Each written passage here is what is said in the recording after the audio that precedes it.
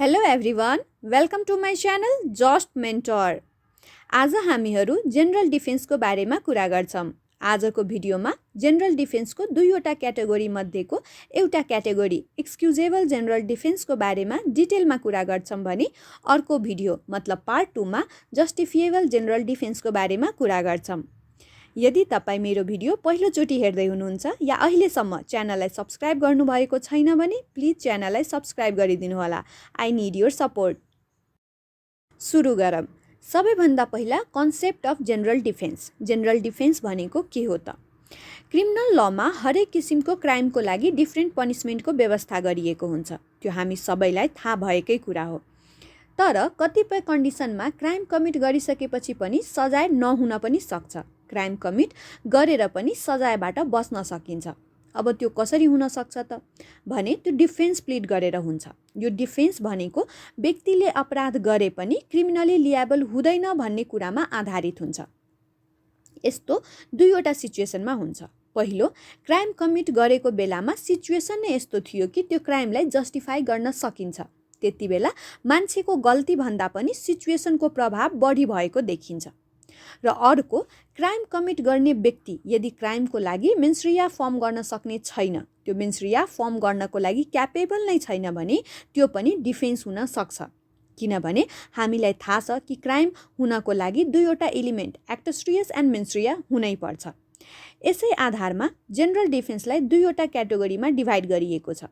त्यो हो excusable general defence and justifiable general defence. Excusable general defence. Excuse भनेको के हो र कस्तो सिचुएसनमा हामी एक्सक्युजेस माग्छौँ हामीलाई थाहा नै छ। गल्ती त भएको हो, एक्टरले गरेको काम गलत हो, तर कन्डिसन हेर्ने हो भने एक्टरलाई उसले गरेको कामको लागि रिस्पोन्सिबल मान्न सकिँदैन।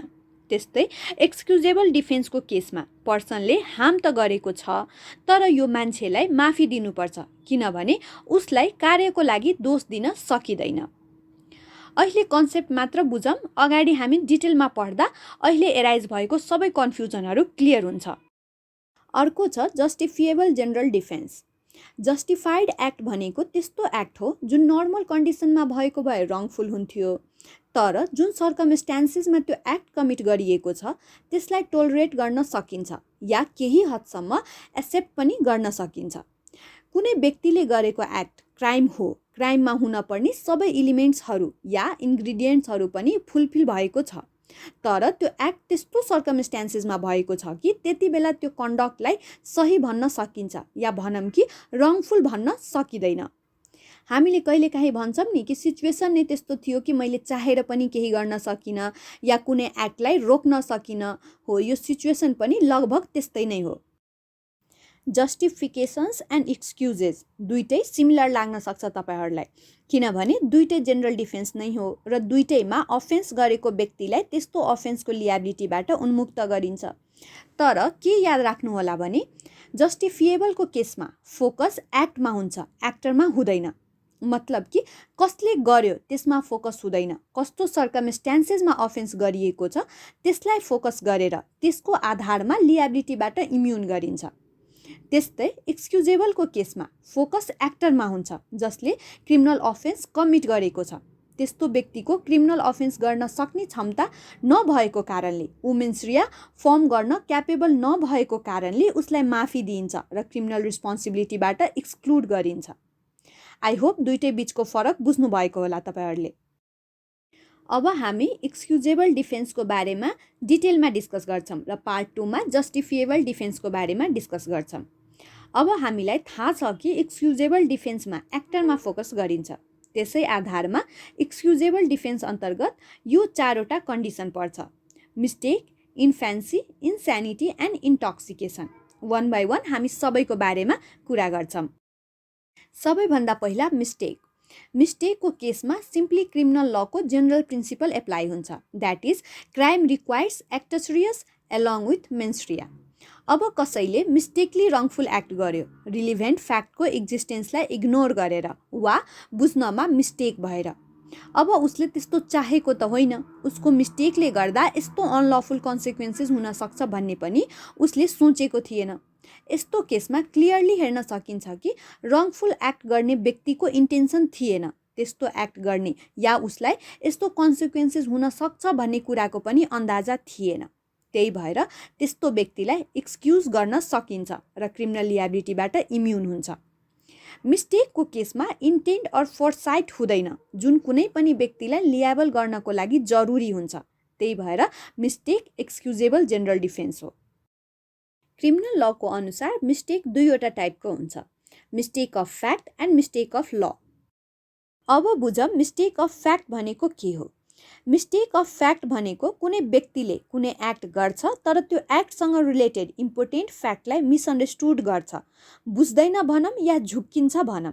जस्तै कुनै डिपार्टमेन्ट स्टोरमा सप्लायरले आँटा मतलब पिठोको प्याकेट पठायो, त्यो सप्लायर ड्रग डिलिङमा इन्भल्भ भएको भएर झुक्किएर पिठोको प्याकेट सँगसँगै हिरोइन जुन एउटा ड्रग हो त्यसको प्याकेट पनि आएछ।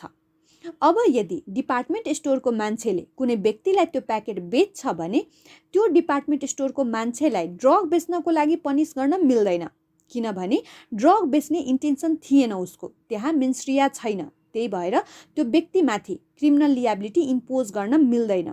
उसलाई थाहा नै थिएन कि त्यो प्याकेटमा ड्रग छ, उसले त पिठो सम्झेर बेचेको हो। यो मिस्टेक अफ फ्याक्ट एउटा स्ट्रङ डिफेन्स हो। धेरै क्राइमहरूमा यो एप्लाई हुन्छ। यदि डिफेन्डेन्ट प्रुफ गर्नमा सफल हुन्छ कि उसले गरेको act due to mistake of fact हो या कुनै फ्याक्टलाई मिसअन्डरस्ट्यान्ड गरेको कारणले भएको हो भने ऊ क्रिमिनल लियाबिलिटीबाट इम्युन हुन सक्छ। अर्को छ मिस्टेक अफ ल। हामीले जेनरल प्रिन्सिपल्स अफ क्रिमिनल ल पढ्ने बेलामा पढेको थियौँ, इग्नोरेन्स अफ ल इज नो एक्सक्युज, र त्यही आधारमा मिस्टेक अफ ल डिफेन्स हुँदैन। मिस्टेक अफ लको एक्जाम्पल हेरौँ पहिला।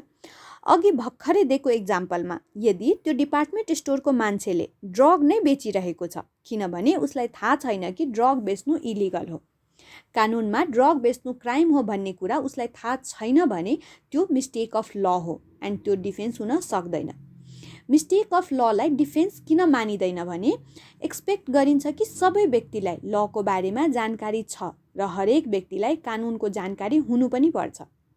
अर्को, डिफेन्डेन्टले झुट पनि बोल्न सक्छ कि मलाई यस्तो कानुनको बारेमा जानकारी छैन, र उसलाई थाहा छ कि छैन भन्ने कुरा प्रुफ गर्न प्रोसिक्युसनको लागि धेरै गाह्रो छ।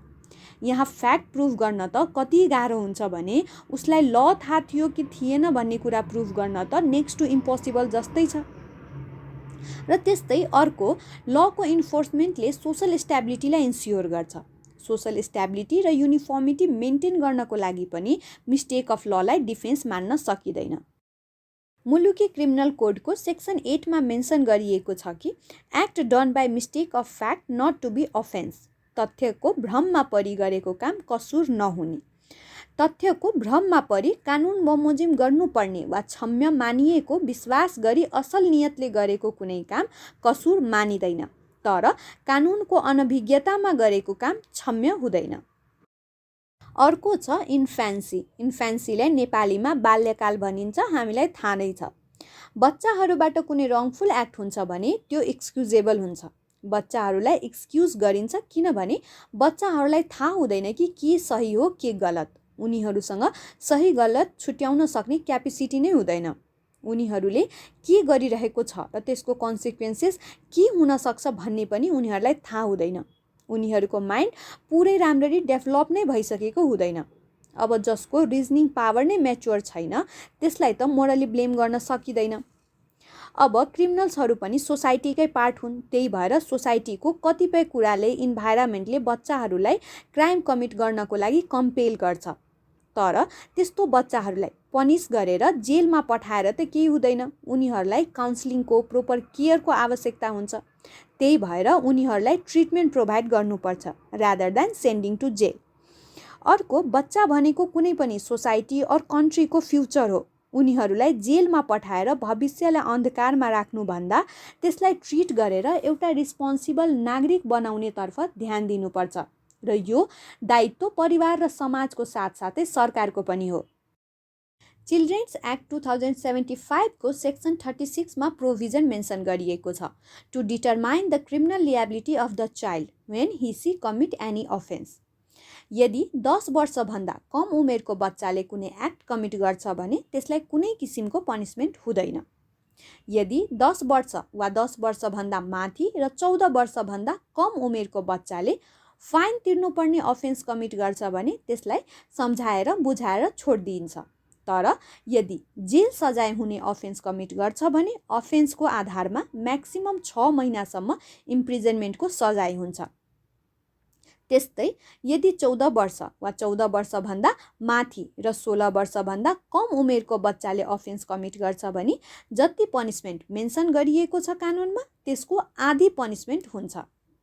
तर यदि कुनै बच्चाले अर्को व्यक्तिको एडभाइसमा या उसको इन्फ्लुएन्समा आएर कुनै अफेन्स कमिट गर्छ भने जुन पर्सनले एडभाइस दिएको छ या इन्फ्लुएन्स गरेको हुन्छ त्यो व्यक्तिलाई पुरै सजाय हुन्छ जति कानुनमा तोकिएको छ।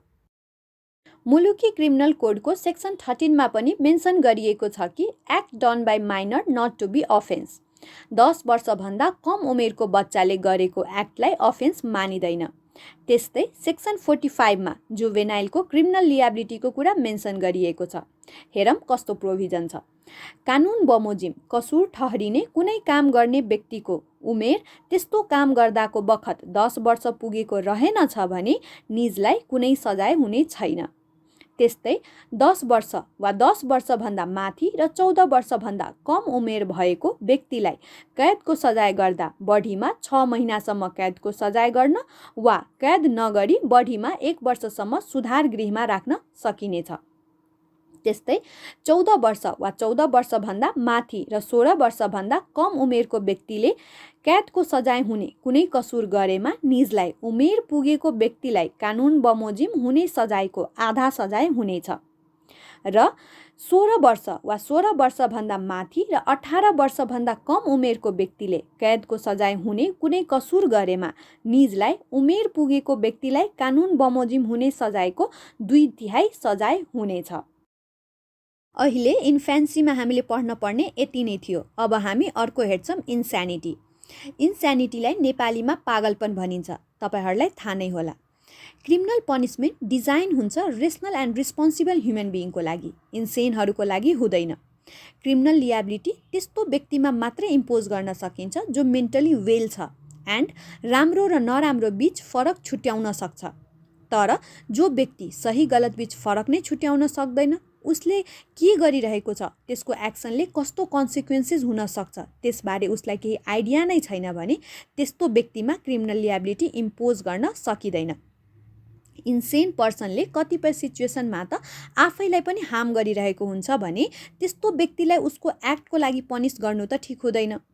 तर यदि कोही व्यक्तिले अफेन्स गरेको टाइममा इन्स्यानिटीको कन्डिसनमा थिए भनेर प्लिड गर्छ भने त्यो व्यक्तिले प्रुभ गर्न पर्छ विथ मेडिकल रिपोर्ट कि के कारणले त्यस्तो भयो, कुनै मेडिकल डिजिज हो भने कस्तो नेचरको डिजिज हो, सबै एक्सप्लेन गर्न पर्छ र प्रुभ गर्न पर्छ, जसले गर्दा यो क्लियर होस् कि उसले गरेको एक्सन कस्तो नेचरको थियो उसलाई थाहा थिएन र उसलाई थाहा थिएन कि जे उसले गरिरहेको छ त्यो गलत हो। यदि त्यो व्यक्ति आफ्नो कुरा प्रुभ गर्नमा सक्सेसफुल हुन्छ भने त्यो क्रिमिनल लियाबिलिटीबाट इम्युन हुन्छ। त्यसलाई गिल्टी नै मानिँदैन, इन्सेन मानिन्छ। अब हेरौँ मुलुकी क्रिमिनल कोडमा इन्स्यानिटी रिलेटेड के प्रोभिजन छ। मुलुकी क्रिमिनल कोडको सेक्सन 14 मा लेखिएको छ, होस ठेगानमा नरहेको व्यक्तिले गरेको काम कसुर नमानिने, कुनै काम गर्दाको बखत मानसिक अवस्थाको कारणले त्यस्तो कामको प्रकृति, गुण, दोष वा परिणाम बुझ्न नसक्ने गरी होस ठेगानमा नरहेको व्यक्तिले गरेको काम कसुर मानिने छैन। अर्को हेरौँ इन्टक्सिकेसन। इन्टक्सिकेसन भनेको त्यस्तो मानसिक अवस्था हो जसमा व्यक्तिको काम गर्ने वा तर्क गर्ने नर्मल क्यापेसिटीलाई रक्सी अर लागु पदार्थले नाश गरिदिएको हुन्छ। नर्मली नसामा डुबेको व्यक्तिले साधारण समझदार र विवेकी व्यक्तिको रूपमा काम गर्नै सक्दैन। यही फ्याक्टको आधारमा सर्टेन क्राइमको एगेन्स्ट कानुनले युज अफ इन्टक्सिकेसनलाई एज ए डिफेन्स प्रोभाइड गर्छ। यसको पछाडि प्राइमरी प्रिन्सिपल के हो भने इन्टक्सिकेटेड पर्सनको केसमा मेन्टल एलिमेन्ट हुँदैन, जुन कुनै पनि अफेन्स कमिट गर्नको लागि हुनपर्छ। किनभने इन्टक्सिकेटेड पर्सन आफ्नो होसमै हुँदैन भने त्यहाँ मेन्सुरिया हुन पोसिबल छैन। इन्टक्सिकेसन कुनै पनि व्यक्तिको मुड, पर्सेप्सन अर कन्साइन्सनेसलाई अल्टर गर्नको लागि क्यापेबल हुन्छ। यसले गर्दा मान्छेले सेल्फ कन्ट्रोल लुज गर्छ, रियाक्सन पनि ओभर हुन सक्छ। उसले गरेको एक्टको कन्सिक्वेन्सेस के हुन सक्छ त्यो बुझ्ने एबिलिटी पनि त्योसँग हुँदैन त्यति बेला। र इन्टक्सिकेसनको सिचुएसनमा व्यक्ति आफ्नो क्षमताभन्दा अलि बढी नै एग्रेसिभ पनि हुन्छ। यही सबै कारणको आधारमा इन्टक्सिकेसनलाई एक्सक्युजेबल जेनरल डिफेन्स अन्तर्गत राखिएको छ। क्रिमिनल लमा इन्टक्सिकेसनलाई दुईवटा क्याटेगोरीमा डिभाइड गरिएको छ, भोलुन्टरी इन्टक्सिकेसन एन्ड इनभोलुन्टरी इन्टक्सिकेसन। इन्टक्सिकेसनको केसमा पनि कानुनले मादक पदार्थ सेवन गर्ने व्यक्तिलाई क्रिमिनल लियाबिलिटीबाट उम्कन अनुमति दिन चाहदैन।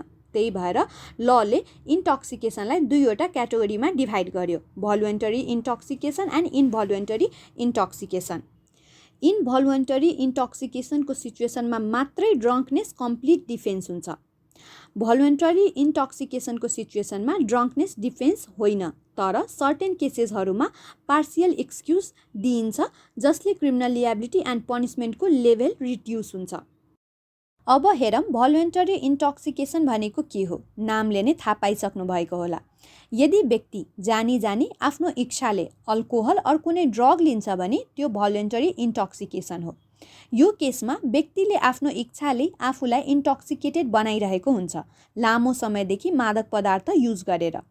डिफेन्डेन्टलाई थाहा हुन्छ कि यस्तो गरेपछि उसको सोच्ने क्षमता, निर्णय गर्ने क्षमता कमजोर हुन्छ, त्यही पनि मादक पदार्थ सेवन गरिरहेको हुन्छ।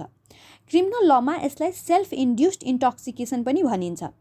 र माथि हामीले कुरा गरिसक्यौँ, युजुअली भोलुन्टरी इन्टक्सिकेसन डिफेन्स हुँदैन, तर सर्टेन केसेसहरूमा पार्सियल डिफेन्स हुन्छ जसले level of criminal liability and punishment reduce हुन जान्छ। अर्को छ इनभोलुन्टरी इन्टक्सिकेसन। इनभोलुन्टरी इन्टक्सिकेसन भनेको सेल्फ इन्ड्युस्ड हुँदैन, जानी जानी खाएको हुँदैन। त्यसो भए कस्तो सिचुएसनमा टक्सिकेसन इनभोलुन्टरी हुन्छ त? यदि एक्युज्डको साथीले उसलाई थाहा नहुने गरी उसको जिन्जर बियरमा बोटका मिलाइदियो, या उसको सफ्ट ड्रिङ्कमा कुनै अल्कोहल मिलाइदियो, या उसको कुनै इनेमीले मतलब दुश्मनले उसलाई नसालु पदार्थ खुवाइदियो। त्यस्तै यदि कुनै डक्टरले कुनै ड्रग प्रिस्क्राइब गरेको छ र डक्टरको इन्स्ट्रक्सनको अनुसार नै एक्युज्डले त्यो ड्रग युज गर्छ र त्यसले इन्टक्सिकेसनको रिजल्ट देखिन्छ। त्यस्तै अर्को छ, यदि कुनै व्यक्ति इन्टक्सिकेटेड भयो through strategy or fraud or through ignorance or through any other means without his knowledge or against his will, उसको जानकारी बिना, उसको इच्छा बिना, भने यो सबै कन्डिसन इनभोलुन्टरी इन्टक्सिकेसन अन्तर्गत आउँछ। यसलाई नन भोलुन्टरी इन्टक्सिकेसन पनि भनिन्छ। यो इनभोलुन्टरी अर नन भोलुन्टरी इन्टक्सिकेसन कम्प्लिट डिफेन्स हुन्छ, किनभने उसले जानी जानी मादक पदार्थ सेवन गरेको हुँदैन। यति भइसकेपछि एक्सक्युजेबल जेनरल डिफेन्स सक्यो। अब बाँकी रह्यो जस्टिफिएबल जेनरल डिफेन्स, त्यो हामी पार्ट 2 मा डिस्कस गर्छौँ। आई होप यो भिडियो तपाईँहरूको लागि हेल्पफुल भएको होला, तपाईँहरूलाई मन परेको होला। यदि भिडियो मन पर्यो भने प्लिज भिडियोलाई लाइक गरिदिनु होला, च्यानललाई सब्सक्राइब गरिदिनु होला। Thank you for watching. Bye bye, take care.